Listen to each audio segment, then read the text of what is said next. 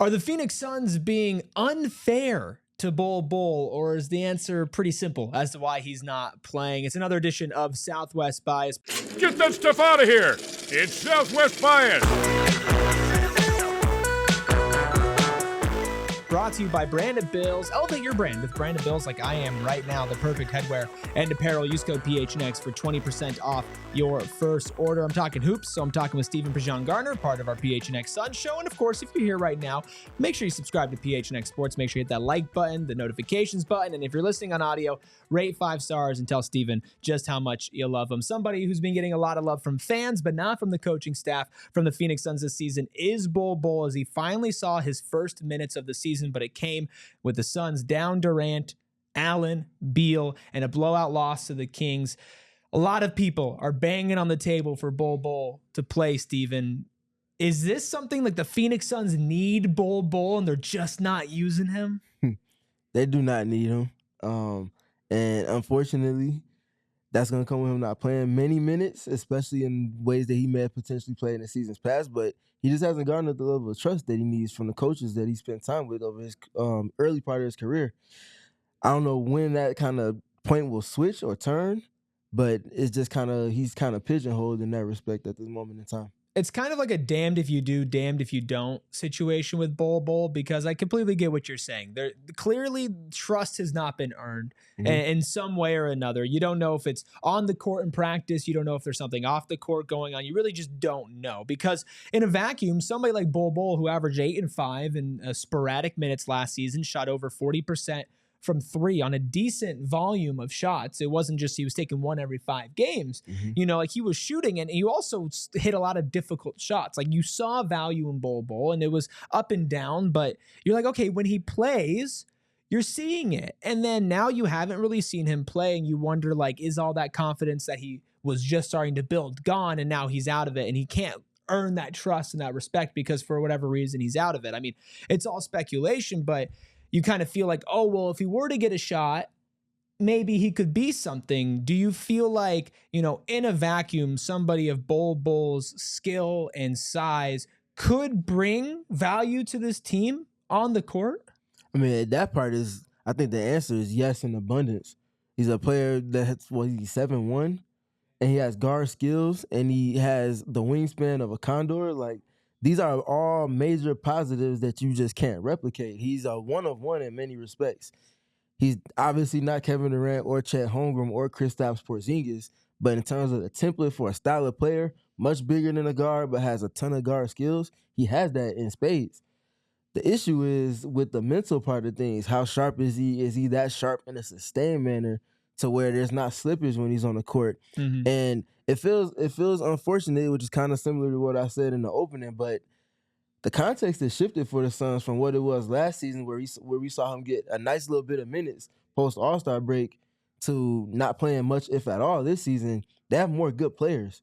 The more good players, the more above average players you have. Bol is an average player right now. You know, things kind of just weigh the scale, and it's just not weighing in his favor right now. I think the interesting thing is that Mike Budenholzer has been very liberal with how many players he's been using in his rotation, even when everybody was fully healthy. You saw him reach pretty deep into the bench in game 1 against the Clippers, tapping on your second-round rookie in Oso Ighodaro, and I think that's a big reason why Bol Bol is not playing, is because Oso slots in there, Ryan Dunn slots in there as well. But it's hard because Bol does kind of fill a role that not a lot of people on this team are filling. And I know that he doesn't play big, right? He's not a center. If anything, he's a 4. Sometimes he would play the 3, right? But he's 7 feet tall and he shoots a 3. And in Mike Budenholzer's system, you can kind of feel like, oh, I see where that fits in. And you could play him maybe next to a Jusuf Nurkic and a Kevin Durant and an Oso and a Ryan Dunn. He kind of feels like a piece that could be thrown in there. But like you said, he just isn't getting that run this season. And I think that the thing that bothers fans the most about this is that he's fun. He's exciting. When he makes plays, it gets people going. And you saw last season, there were points where Bol was sparking runs for the Suns and, you know, getting guys up off the bench and excited when he was driving and making some spectacular play or hitting a tough shot that not to get too ahead of myself, but there were some shots that he hit that there was only one other person on the team that could hit that, and that's Kevin Durant. Now, Kevin Durant did that at a much higher clip, but Bol Bol was still able to pull that out of his bag every once in a while. I feel like with him, if he doesn't get any sort of consistent run at all while Kevin Durant is out, I think you don't see Bol Bol this whole season. I think you can just basically chalk that up and let's not even have a conversation about it anymore. Yeah, I agree. And I'm unfortunate again, but I just don't see it. I don't see it with Mike Budenholzer and the roster as it's presently constructed. I just don't see where the opportunity is going to come from.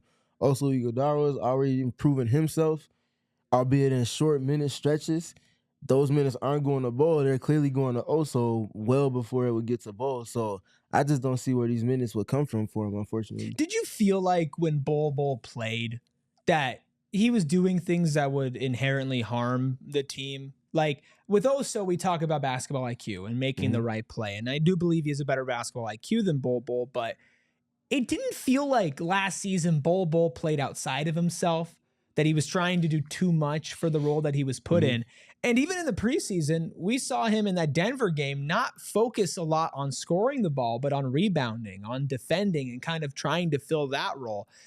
Do you think that maybe we look at Bol Bol as kind of like he's fun, but I don't feel like he was like getting in the way of things last season. I thought that he was usually just bringing positives. He brought positives, but I think that there's more in terms of like game plan, discipline, things that we might not always be privy to in terms of what his tasks that he's given and his shifts over the course of a game are. It might seem like he's checking off boxes, but maybe those boxes aren't the ones that he was, given to check off at times. Obviously, if it's a positive, you're going to take it, but at the same time, you know that certain things are non-negotiables, especially when you're in a role player role in the likes that he's in right now. And that's what it seems like more than anything. When you're not checking off those boxes when you get those opportunities over the course of multiple opportunities at practice or in scrimmages, let alone in games, you have to climb an even steeper hill just to get back into good graces to keep that momentum. Can you shine some more light on what it's like for a player who maybe has the highlights, is fun, fans like to watch, what it is that maybe we as fans miss in the game that coaches see and that coaches are like, oh, you might have had a nice dunk in a three, but you didn't do X, Y, Z, and that's why your leash is shorter than maybe what some people would like. Yeah, his margin for error is almost non-existent.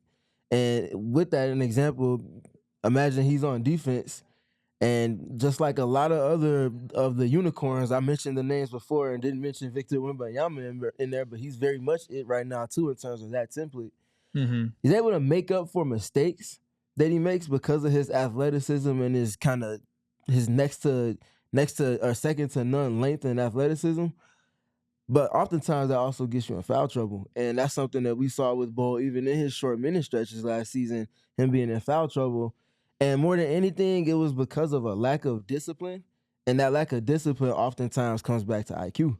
And it's not like in terms of saying that he's not a smart person, but in terms of processing things at the requisite speed that you need to on the NBA level, if you're consistently behind the 8-ball, sometimes it's going to be an indictment on you. But even more so, oftentimes it's going to end up trickling down into everybody else because now you're not in position. Now somebody else has to compensate. And if they have to compensate for you, in today's NBA, that's probably a wide open three-point opportunity or a wide open cut that leads to a basket. And you know how fickle runs can be in the NBA now. All it takes is one slip, and now all of a sudden you're behind the 8-ball after you were up 10. And we know Mike Budenholzer is very staunch in his philosophy, his ideas, how he's going to run the team. He doesn't really vary a lot from what he feels like is a team identity. And if something doesn't fit in there, then it doesn't fit in there. I don't think he's going to be molding it around. You've even seen the likes of a Devin Booker kind of mold his game around what Mike Budenholzer wants to do. Same thing with Kevin Durant, who's shooting more threes, less mid-range shots.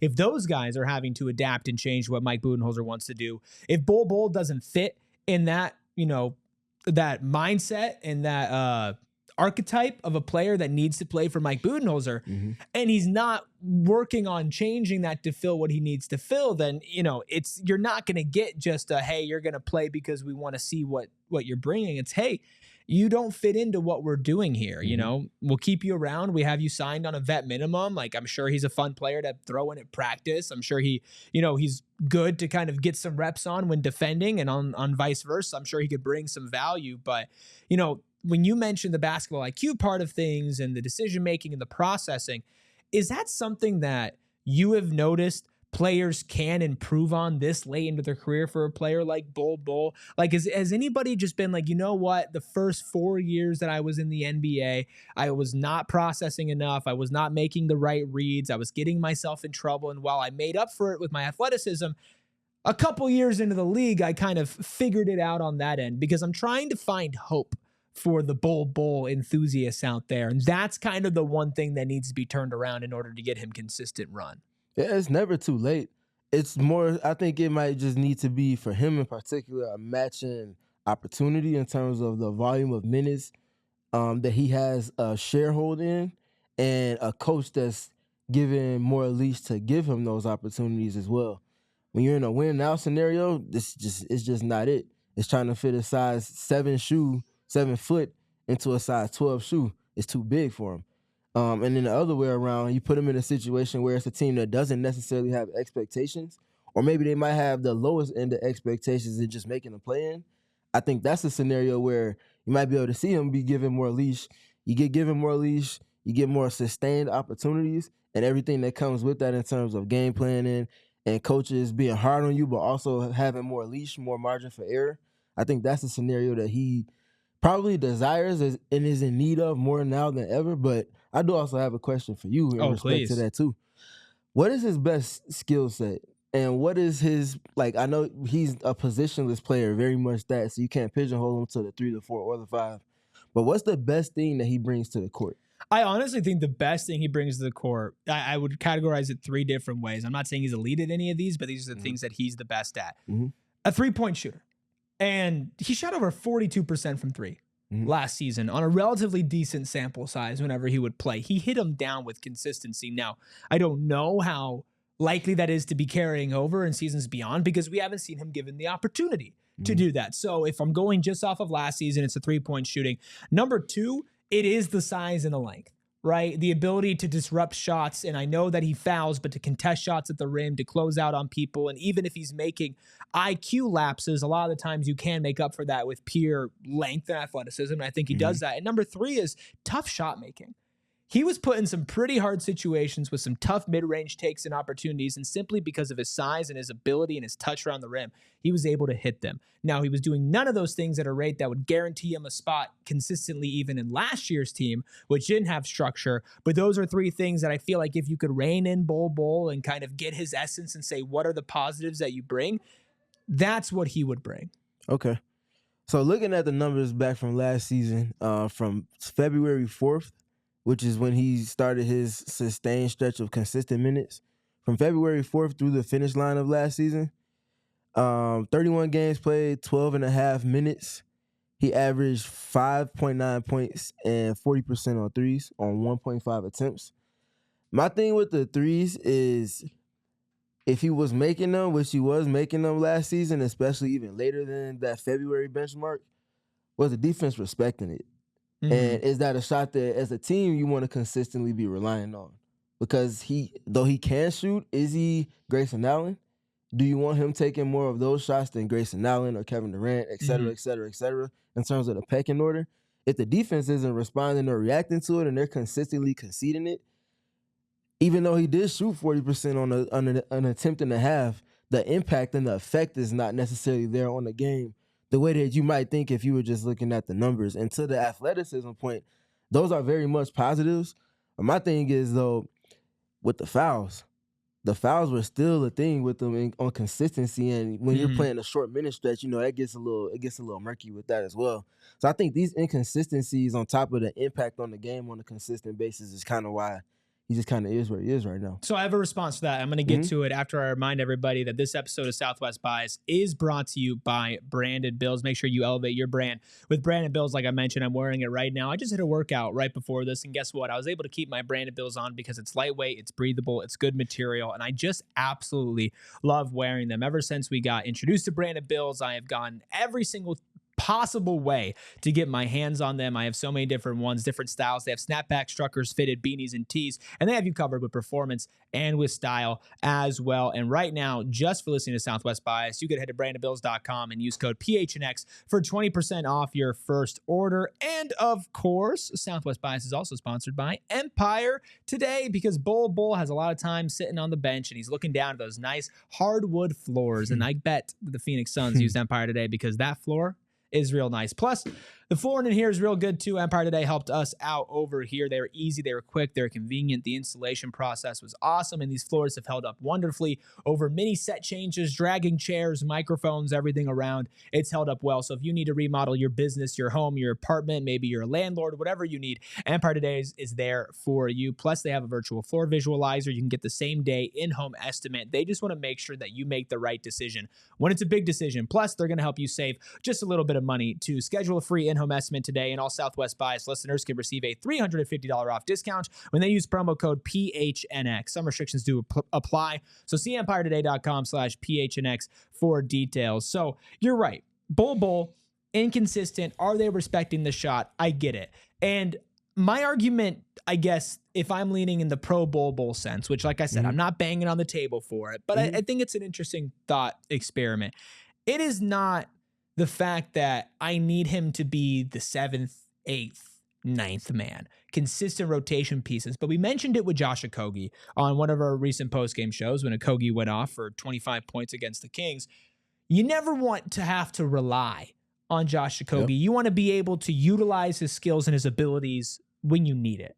And sometimes that means, depending on the game, we're just going to throw Josh Okogie out there for 5 minutes, wreak havoc, see if you can make a little bit of a difference, and then we're going to pull you right back in and go back to our mainstay rotation, right? Team that relies on Josh Okogie to play consistent rotation minutes every single night is going to be handicapped in a certain sense. I feel the same way with Bol Bol. And so I think the argument is not put Bol Bol in the rotation consistently, not tell him that he's going to be playing every night, but based off certain matchups, if you need somebody who can make a shot, hit a three, and fill that gap in that position, maybe give him a shot. Maybe just give him a little bit more of a leash than literally not playing him at all. Do you see a world where that at all is either A, sustainable, or B, positive?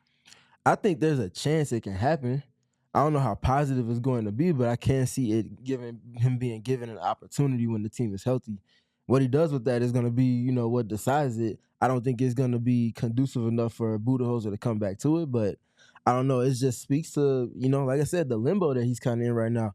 And just for some numerical context from last season, a lot of the lineups he spent time in had either him with Kevin Durant and Jusuf Nurkic, or if it was just him and Kevin Durant in the front court, whether it was small ball or more traditional sense.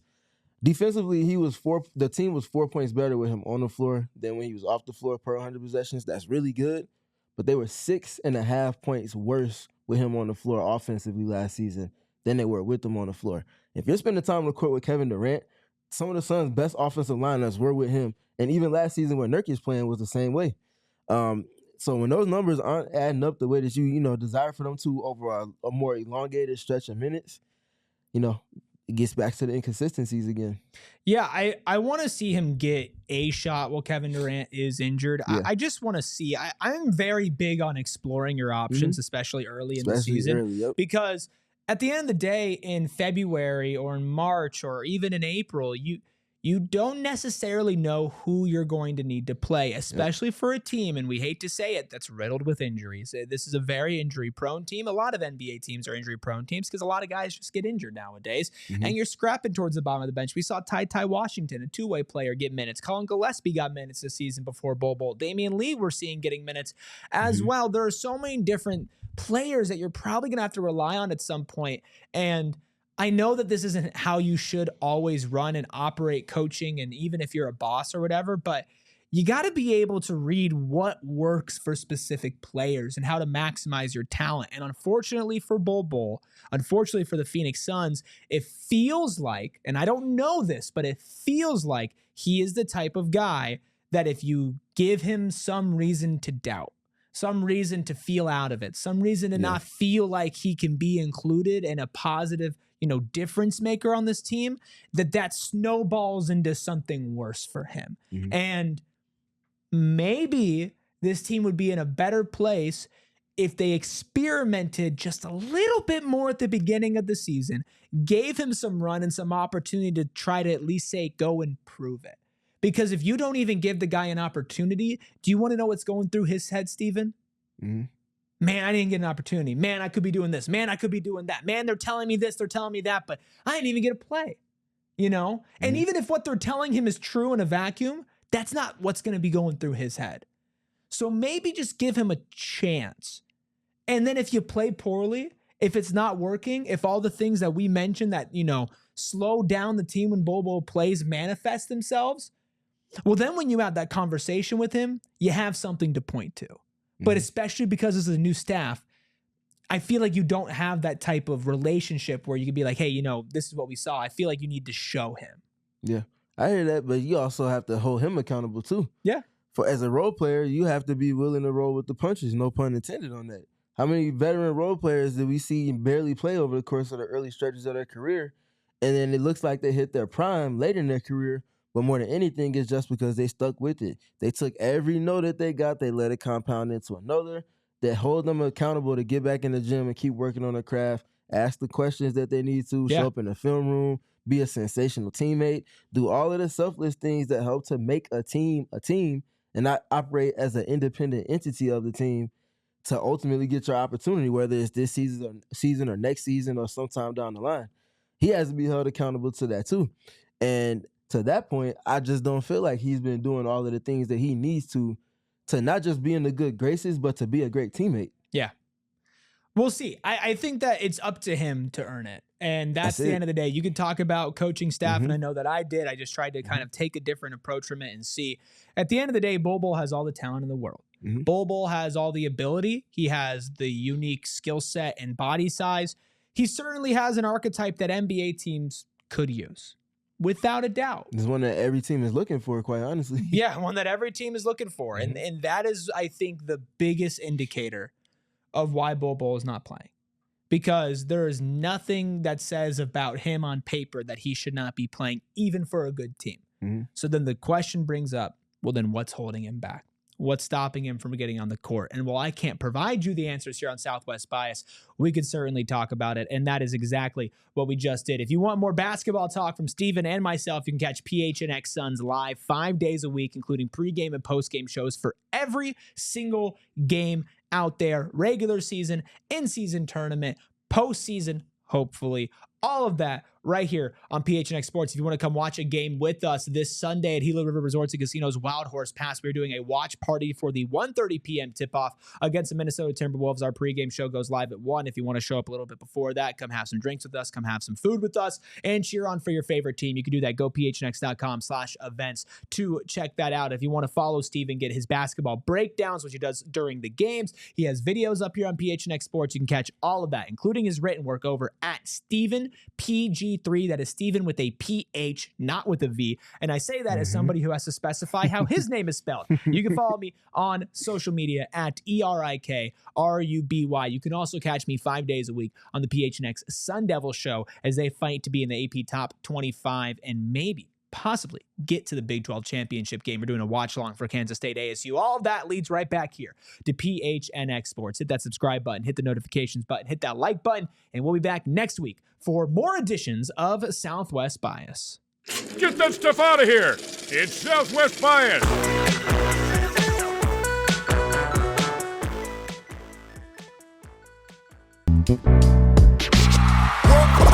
We all silly like the mayor.